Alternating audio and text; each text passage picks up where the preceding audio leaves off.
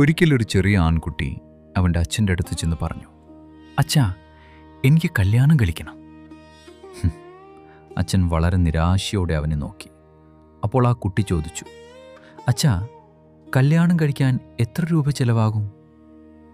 അച്ഛൻ വീണ്ടും നിരാശയോടെ മറുപടി പറഞ്ഞു, എനിക്കറിയില്ല മോനെ, ഞാനിപ്പോഴും അതിനുള്ള വില കൊടുത്തുകൊണ്ടിരിക്കുകയാണ്. എന്താണ് നിങ്ങളുടെ സ്നേഹം കൊണ്ടുള്ള ഉപയോഗം? ഒന്നുമില്ല, ശരിക്കും ഒന്നുമില്ല. എന്നാൽ സ്നേഹമില്ലാതെ നിങ്ങൾ എന്തായിരിക്കും? നിങ്ങൾ തീർത്തും ശൂന്യനായിരിക്കും.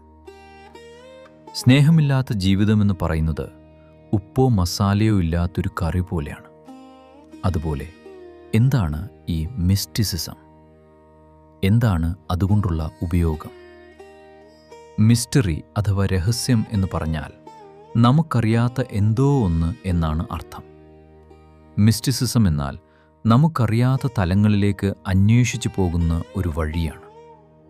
എന്നാൽ ഒരിക്കൽ നിങ്ങളതറിഞ്ഞാൽ, ഒരിക്കൽ അതിൻ്റെ രുചി അറിഞ്ഞാൽ, പിന്നെ അതിനേക്കാൾ രുചികരമായി മറ്റൊന്നുമില്ല. അതില്ലെങ്കിൽ നിങ്ങളുടെ ജീവിതം വളരെ ദരിദ്രമായിരിക്കും.